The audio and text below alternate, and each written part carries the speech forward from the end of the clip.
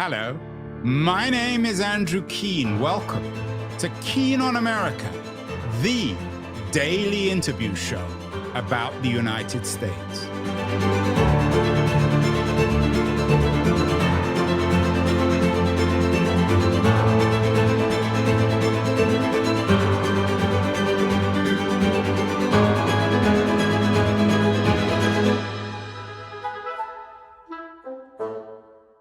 Hello, everybody. It's Saturday, the 18th of April, 2026. Saturdays, that was the week days for us, where we go back over the tech news of the week with my friend Keith Teare, the publisher of That Was the Week newsletter. This week, he's done this before, but this week seems everything's coming to the boil. He has an editorial against what he calls the cult of personality, in which he's invented an AI photo featuring the 5 dominant AI CEOs, Zuckerberg, Altman, Musk, Amodei, and Hassabis. And it's all triggered by a very interesting piece, which I rather enjoyed, by Stuart Alsop, a distinguished venture capitalist, on Sam Altman, entitled, "I Don't Think Sam Altman Lies." Keith, tell us more about the Alsop piece, why this triggered your anti-cult of personality editorial this week. Yeah, so Stuart, I know Stuart, and he's a former journalist, by the way, and became a venture capitalist at NEA after journalism. And he makes the point that he believes that Altman really does think that AI is dangerous and really is, concerned about it. And he goes on to say that the same is true of Amodei. And, whilst simultaneously saying what bad CEOs we have in AI, especially Altman, who he doubles down on saying how bad Altman is. Yeah, I mean, let's just quote Stuart Alsop on Altman. He said, "My thesis, whatever his other attributes," and no one would deny those other attributes, "Sam Altman is one of the worst CEOs I've watched." I'm not sure you would necessarily disagree, but you don't seem to think that CEOs matter these days. It's all structural, Keith, isn't it? No, I think there's different kinds of CEOs. I've been self-assessed as a CEO by external parties that my venture capitalist brought in, and they'd certainly determined that I sucked. But what they meant by that is I sucked as a manager and that I was good as a leader. And so there's different kinds of CEOs. I think Altman is a leader, and quite a good one. He probably isn't a manager or a product strategist. But that's okay, because CEO's job is to build teams that, fill the holes where their weaknesses are. Yeah, but your argument is that, or correct me if I'm wrong, but in the editorial, you seem to suggest that given the hysteria over AI these days and the amounts of money pouring in, that it doesn't really actually matter who's the CEO of any of these companies. The outcomes are going to be pretty similar. Is that what you're arguing? I think it barely matters who the CEO is. It does matter on the margin, especially on the leadership side. Like Elon Musk is a much more effective leader than, let's say, a good manager would be of his businesses, because he combines the long-term view with short-term strategy and the ability to explain it. And even if he was a terrible manager, he'd be a good CEO. So it does matter who the CEO is, but the CEO isn't the focus to judge the effectiveness of the company. It's the wrong focus for judging how good the company is or what its likely impact on the future is. For that, you've got to go to the technology, the application of the technology, the correlation between the technology and human adoption of it, and what impact it's having. Those are the really, the important questions. Imagine if you judged a Hollywood movie not on the script or the performances, but on, let's say, the personality of the leading actor. It wouldn't Yeah, make but it. we do that. We do it with Hollywood movies when it comes to the director. We talk about Scorsese movies, Coppola movies. I think while you may not like this idea of the cult of personality, it's certainly one that's affecting the media. I think one of the interesting things about this week is, especially with Anthropic's Mythos story, or sort of release or non-release, more and more mainstream media people are, so to speak, waking up to AI's dangerous power. The Economist, a very mainstream business newspaper or magazine, ran a leader this week about, and I think it's the cover story, about how America is waking up to AI's dangerous power, and it lists your famous 5 CEOs as the people who are most affecting the future. Are you suggesting, Keith, that the Economist's argument that these guys, Demis and Elon and all the rest of them, are not affecting our future? That when it comes to AI, and I think everybody agrees that AI is going to shape the future, that these individuals don't matter? Yeah, so The Economist actually did a 45-minute video. It was their editorial team talking to themselves on the 5 men running AI. And I think the title was How to Control the Men Who Control AI, which is an interesting question. Why would they think The Economist could control the men who control AI? And to be honest, that was the And The Economist, of course, has a female editor. Maybe the men stuff was slightly ironic. Yeah, but that was the catalyst. The Economist was the catalyst for how I framed my editorial, because I thought it was so low life of a publication with the gravitas of The Economist. Oh, low life, Keith. Now you're hitting underneath the table. But if your argument, I mean, are you kind of dodging the issue? Because if everything's structural and leaders don't matter, then you're basically giving up our power. Then what are we supposed to do? We just accept, well, there are all these structural forces, the economy is leading one way, the leaders don't matter, so we should just lie back and think of England?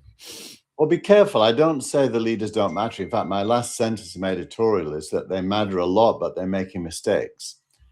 I'm not saying they don't matter. I'm saying that they're not the right focus to judge the entire AI industry. Well, let's go to that final remark in the editorial. You says, and I'm quoting you, we need real technical business and social leadership that champions solutions and gains. I mean, no one's going to argue with that.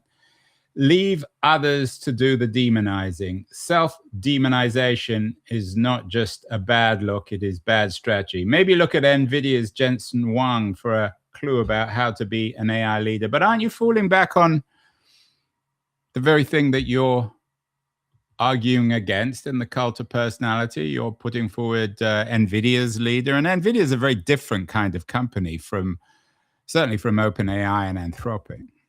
Yeah, but if the right message would be that AI is potentially dangerous, you would think that the company making it possible for the entire industry to exist would be one of the companies to adopt that message, and he doesn't. He's absolutely scrupulous in being an optimist and describing the impact AI can have, and that is what I consider good leadership. So actually, what we're seeing from, and it started with Musk, it's certainly very strong in Amadai. It's somewhat strong in Hassabis and Sam Altman. Interestingly, it's entirely missing in Zuckerberg because he doesn't care. But all of them are so focused on pointing out the potential dangers of AI that they're misleading the entire industry down a path that is wrong. Now, the weird thing is, despite that, their businesses are implementing fantastically. This week, OpenAI and Anthropic both released new stuff. Both of it is fantastic. It's a step up from where it was before. And so the actual several thousand people who work at those businesses and the hierarchy of leadership, both on the science side and the product side, is performing fantastically. So hold on, wait. So I think you're digging yourself into a bit of a moral hole here, Keith. You're saying that the only guy who doesn't care is Zuckerberg, and that we should respect that. I mean, shouldn't we respect. I mean, even Elon Musk, you know, I'm not his greatest fan. I mean, he seems very torn on AI. He began OpenAI as a doomer. Now he seems to have changed his mind. Certainly, Amadei and Altman have said very different things about OpenAI, depending on, on AI, on its impact on society.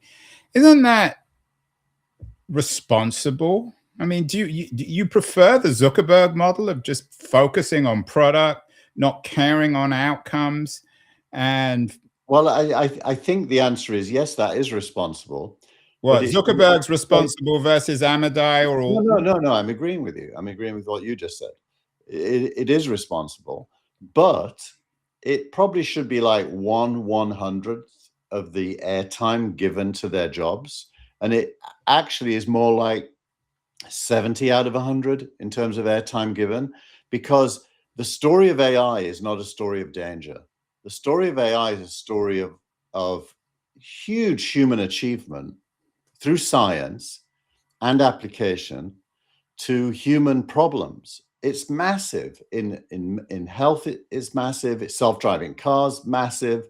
So the airtime given to the personalities, even by themselves, fueling it by focusing on danger, is ridiculous on the face of it. I mean, what is it about human beings where we only want to hear that? It's ridiculous. There's two thoughts. We're not going to go back over everything we talked about for the last few years, but you know as well as I do that there are a lot of problematic consequences, certainly in the short term. The longer term is another issue. I mean, you're right, of course, in a way. John Thornhill writes an excellent piece on and I know you like the piece about AI having an awful image. He quotes a VP from an SVP from Google, James Manyika, who argues that AI is the Industrial Revolution plus the Enlightenment. And I think that's a nice way of putting it. But of course, there's a dark side there was a dark side to both the Industrial Revolution and the Enlightenment. So we know that there are dark consequences. Are you suggesting we just ignore those, or that the CEO should just ignore them, gloss over them, not acknowledge them? You see, you say we know there are dark consequences. I don't know that. Well, you've never read. I mean, what did you study at university, Keith? Sociology. Maybe you should have done history and read the 19th century. I absolutely did study social and economic history as well, and there are, you know, you've got to, the word dark consequences has to be a weighty estimation of the dominant impact of a thing. It's not, you know, when people were pushed off the land during the agricultural revolution, of course, there were some dark consequences, but was it a dark moment? No. Well, that's your opinion. I'm not going to, I mean, I think you're being purposely. No, I'm not. I'm saying that you're focused on the wrong driving force. The driving force here is not danger or dark. You spent half your life as a Marxist. I mean, didn't you read the Communist Manifesto? Did you think that that's all nonsense? Actually, I know there was an interesting. I don't want. This is a silly argument. Let's focus more specifically. No. You can't throw something out and then just move on. What is it in Marxism you think estimated capitalism as being dark? Well, you didn't read did you read have you read the? I've read everything. I've read everything. I don't read in Marx anything negative about capitalism. It's entirely positive about capitalism compared to feudalism that came before. Well, anyway, I don't want to get. I mean, this is silly. Let's focus on. I mean, if you think that, having read the Communist Manifesto, that Marx loved industrial capitalism and he wasn't concerned with the social and economic. He loved it. Engels ran a factory. Anyway, let's talk about blood in the machine, the Luddites. I mean, I'm not sure the Luddites would all agree with you about all the benefits of the Industrial Revolution. Why? I mean, there are more and more pieces on why the AI backlash has turned violent. Why, in your view, has the backlash turned violent? there was a Molotov cocktail thrown at Sam Altman's home up the road from me in Palo Alto. He posted a picture of his family on his own. It was in San Fran, Andrew. Yeah, I meant in up the road from me in Pacific Heights at the Altman compound, and he posted a picture of himself and his baby. Are you suggesting that everyone is just deluded? Have they been reading too much of The Economist? Have they been corrupted by media hysteria? Actually, I think it's only the media. I don't think anyone else is going around with this fear. Well, what about the person who threw the Molotov cocktail at Altman? The person who threw the Molotov cocktail is a slightly ill 20-year-old. By the way, somebody shot bullets into the house the following day. So there were two events. And, you know, it's a little bit like the Republican who was killed on campus. When the media drives a frenzy, there are people on the fringes of society who take actions like that. I wouldn't directly blame the media, but certainly the media is driving this frenzy. I don't meet anybody that's preoccupied with the dangers of AI. Yeah, because the only people you talk to are wealthy VCs. You live in the middle of Palo Alto. I mean, the Stanford, hold on, wait. The Stanford AI Index report, which you cite, or certainly John Thornhill cites in his AI has an awful image problem, suggests that there's more and more pessimism about AI. People don't trust it. I mean, you may not agree with people's sentiment, but that's a reality. I think it's a media-driven reality. We talked a couple of weeks ago about this when we said we talked about both the doom side and the optimistic side, and we made the point then, and I think you agreed with it at the time, that the antidote to this is using AI, because the minute you use it for a productive outcome, you understand its strengths and limits, and you're not really prone. Yeah, but you're not dealing with when you use I'm AI, talking about the general sentiment. People aren't using it, or some people are using it and still don't trust it. Yeah, I agree that sentiment exists, but the question that's way more interesting is, where does that sentiment come from? Is it coming from the fact that AI is dangerous? Or is it coming from a narrative that says AI is dangerous? And I say strongly the second. AI is not dangerous. Let's just say it out loud. AI is not dangerous. There is nothing about it that is dangerous. So this is, I mean, I'm not sure everyone agrees with you. So the problem then, and John Thornhill argues this, is AI has an awful image problem, which comes from the CEOs.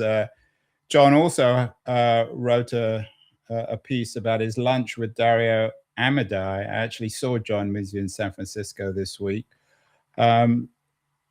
Is the problem then, in your view at least, that the image problem is a consequence of the fact that these CEOs have been discussing the bad consequences, and if they just shut up, well, everyone would trust the AI and fall in love with it?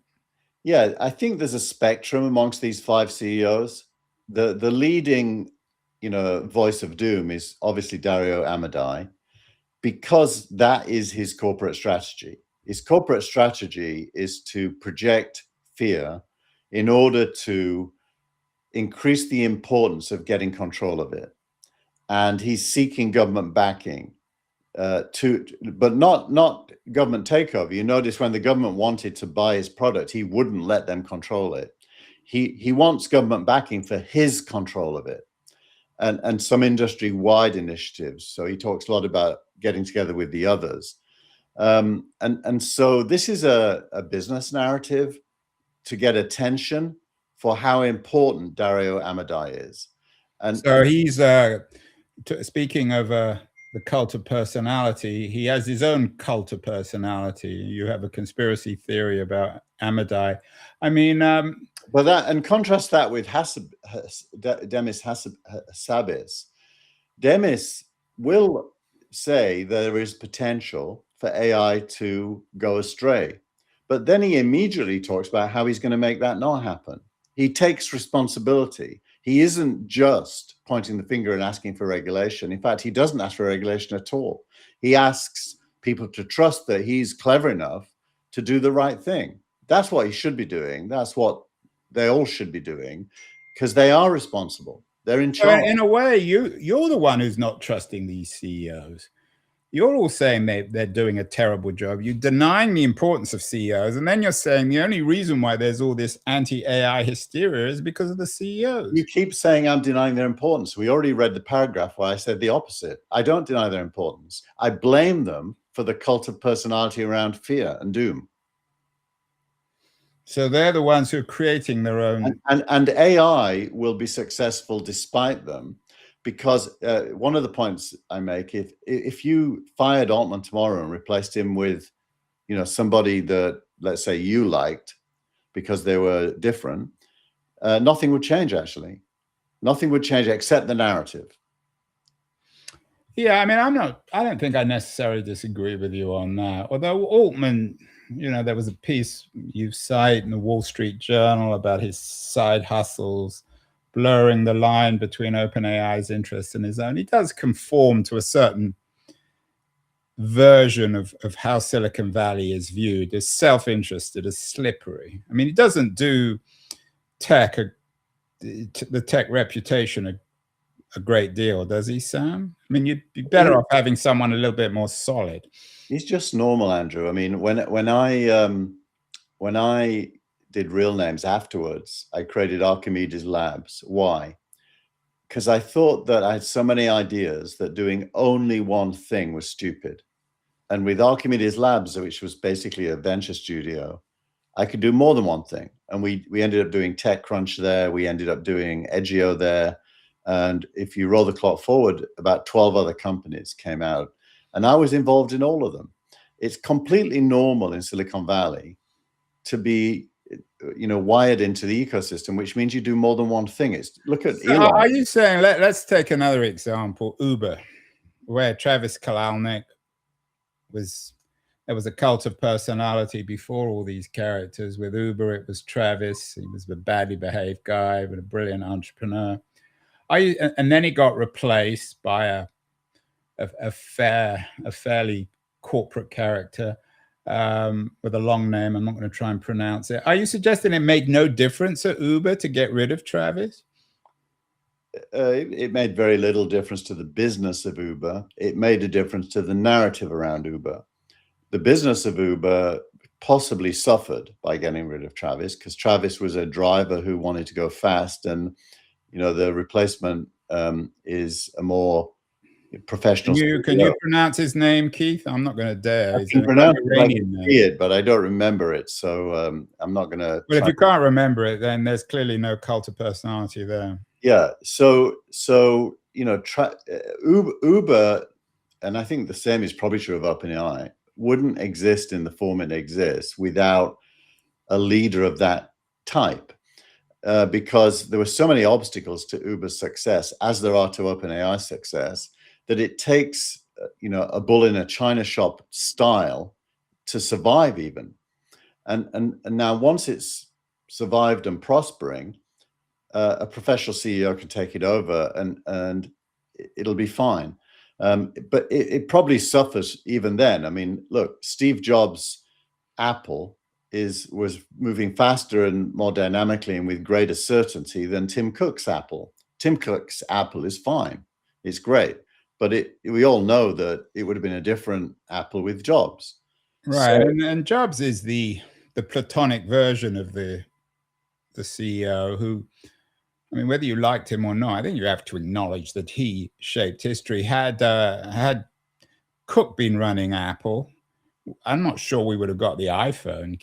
You're correct. And look at some of the things we're getting, because that voice in the room that is contrarian, but in a positive way, looking for a better future, therefore contrarian about mediocrity.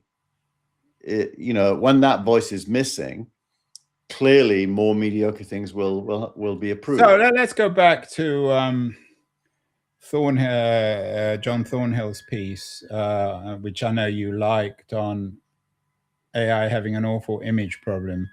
He argues that that the industry has a mixed message, that the message on the one hand of abundance and on the other of disruption. Are you saying that these CEOs should just keep their mouths shut, not even acknowledge either abundance? I mean, you seem to be saying that all they should talk about is abundance. No, they should do what Demis Sabis does, which is spend 90% of their time talking about what they're building and why and how and for who. And the guardrail stroke safety discussion should be very much a minority discussion. And it's not nothing, but it isn't the story. Whereas it's become the story, which I personally blame the media for. But I do think the CEOs fuel it, especially Dario. So the media, from The Economist, the New York Times, the Wall Street Journal, they're all in on it. Well, they're not in on it. It's not a conspiracy. It's about selling The Economist. It's we all know that media requires controversy. It's like the Facebook algorithm. They're feeding our need for controversy. So, but what about coming back to this Stanford report, which Thornhill cites, and I know you've looked at? It's a respectable report. I don't think anything coming out of Stanford is biased or looking to make news. People don't trust AI, and particularly young people. And young people aren't reading the FT or The Economist or the New York Times. How would you explain this? They're seeing it on TikTok is where they see it. And so we're blaming social media now? I think broad statements like young people don't trust AI are just plain wrong. It's a headline. It's not true. The Stanford report doesn't say that. It does measure trust in AI. And by the way, it's very, very national specific around the world. America is the place where AI is trusted the least. It's paradoxically also the place where the media has the greatest influence.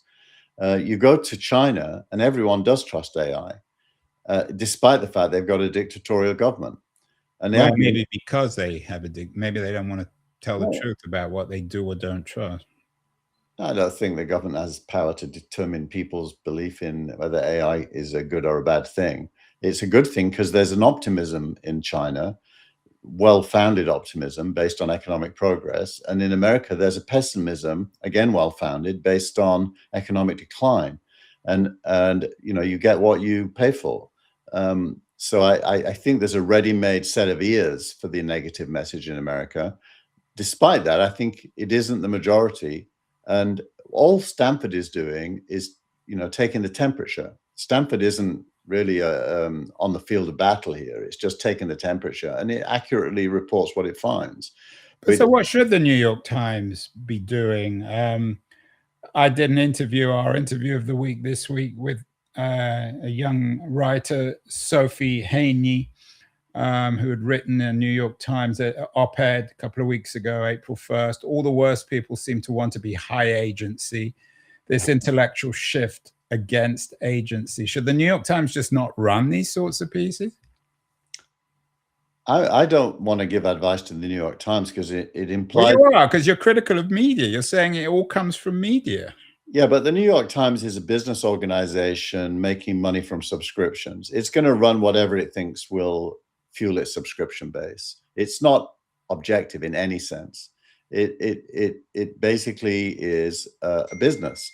And by the way, I thought the title here was fantastic. All the worst people want to be high agency is a great two-part headline. All the worst people, meaning people who think that they can make a difference to the world, want to make a difference to the world.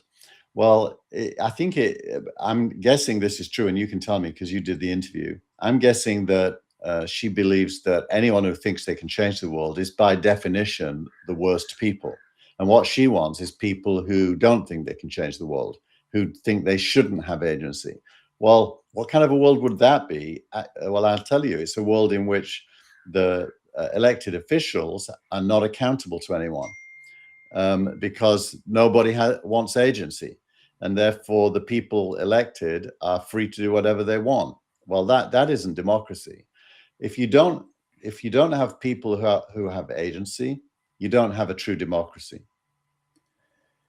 Yeah, I mean, it's an interesting argument, but I think agency is increasingly becoming one of the kind of ideological axes around which we're rethinking political divisions and ways of thinking about the world. And I think Sophie Haney is, I mean, I would encourage people to look at the interview I did with her this week, which we called Agency, Agency, Agency.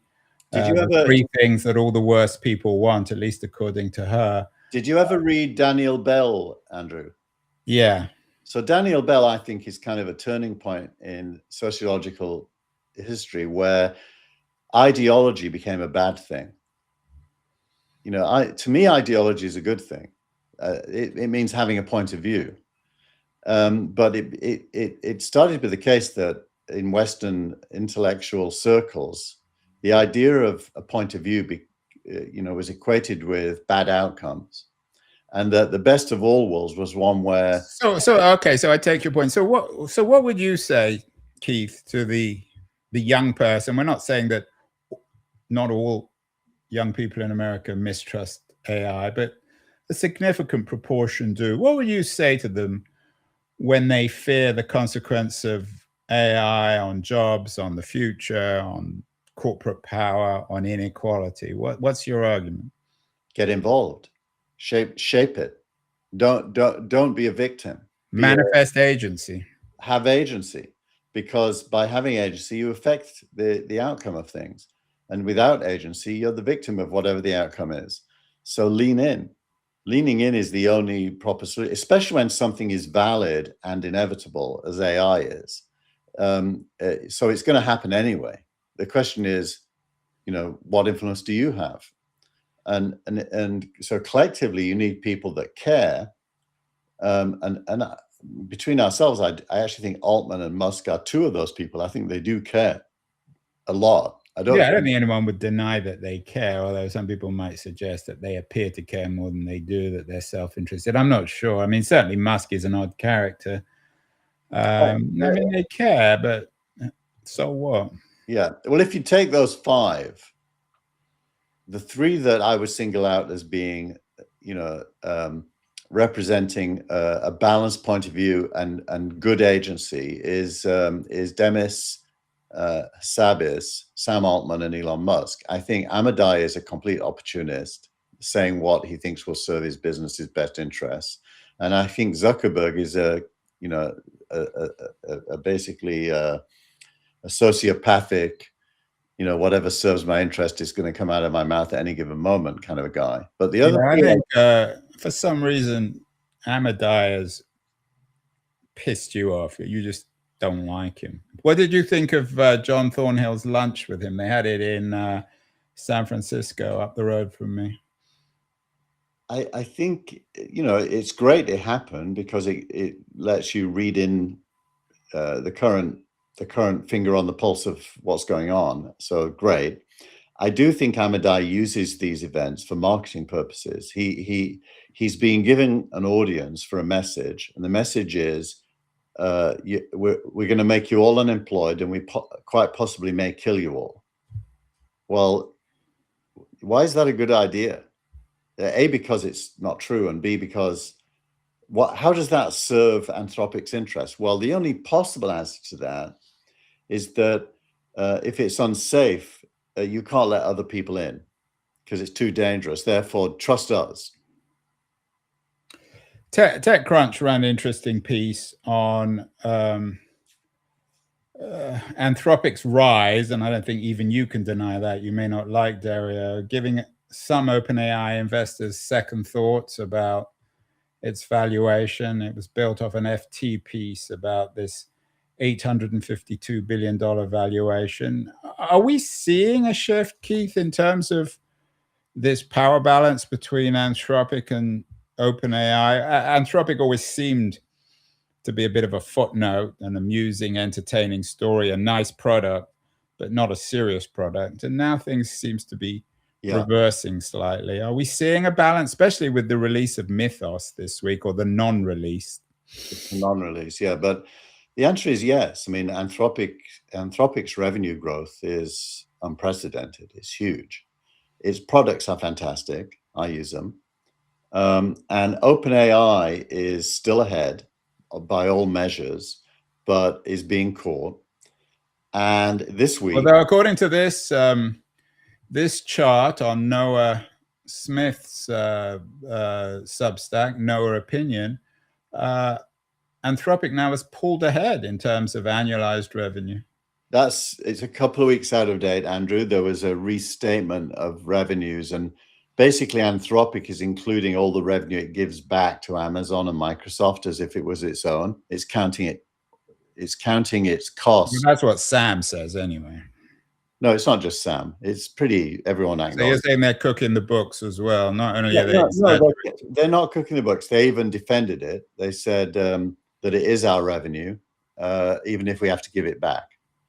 I once tried that in my early career. I tried to have some revenue that I was paying some back to. In my case, it was Realtor.com as my revenue, and my accountants told me I couldn't do that. So there's nothing weird there, but the truth is OpenAI is ahead on most counts. But that said, it doesn't really matter because Anthropic is catching up massively.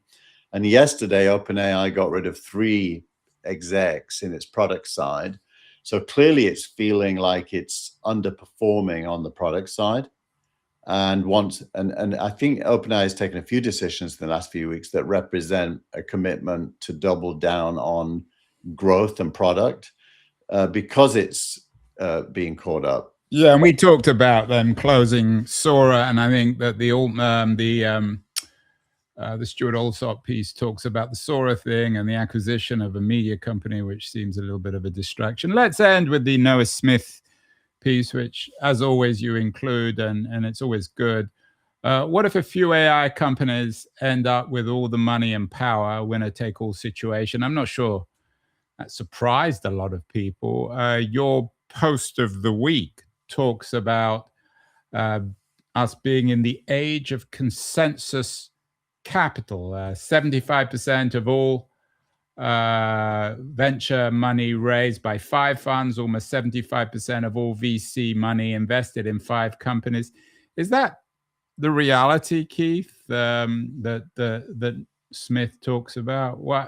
Isn't it inevitable that for better or worse, a few AI companies are going to end up with all the money and power? And it's probably just going to be 2, OpenAI and Anthropic. Yeah, I'd love to discuss that with Noah, because I think from just a linear extrapolation point of view, that is the likely outcome. The likely outcome, if you just assume AI is going to grow GDP and assume that a small number of companies are going to benefit from that, it might be as small as 2, or it could be as big as 5. Well, it's the 5 guys in your photo. Certainly Google is increasingly an AI, or Alphabet, whatever you want to call it, is an AI company. You've got Amadai and Sam, and then X is increasingly an AI company as well. Yeah, so I think that mirrors... and Zuckerberg, of course, is transforming Meta into an AI company. Yeah, so I think that mirrors the way that centralization and capitalism kind of go together. If you look at other eras, we went from lots of car companies down to a handful. We went from lots of banks down to a handful. It's in the normal course of capitalism, competition creates centralization, and that centralization is where money and power live. That's endemic. The only difference is that AI is so dramatic and so impactful across pretty much every domain that the scale of the money and the scale of the power is going to be bigger than ever before. Well, that begs the question, which is, how does society benefit? Which I think is the main question of the era. Yeah, and Thornhill focuses on that. He argues that AI needs to clearly make the argument of how this technology is going to make society better, which almost goes without saying. Yeah, and there are good answers to that question. And weirdly, Musk and Altman are the 2 talk the most about what they think. Yesterday, actually, Musk talked a lot about what he calls universal high income. And of course, Altman has WorldCoin, which is his approach to universal basic income. None of the other side hustles. To borrow a language from the Wall Street Journal. Correct. But none of the other three really talk about it because they're more pure capitalists. It's interesting that Musk and Altman are the two who even want to talk about it. Well, we will see. This is certainly a subject that we've talked about many times, and we will come back to it again. According to Keith Teare, AI is not just about the CEOs. I think he's right. We need to get beyond this cult of personality. I'm not like him. I don't blame it all on media, but maybe media has some responsibility. We will talk again next week, Keith, as long as AI hasn't destroyed the world. What's the chances of that? Ooh, I would say like 0.00009%, and Dario would say, a lot more than that. Hi, this is Andrew again. Thank you so much for listening or watching the show. If you enjoyed it, please subscribe. We're on Substack, YouTube, Apple, Spotify, all the platforms. And I'd be very curious as to your comments as well on what you think of the show, how it can be improved, and the kinds of guests that you would enjoy hearing or listening to in future. Thank you again.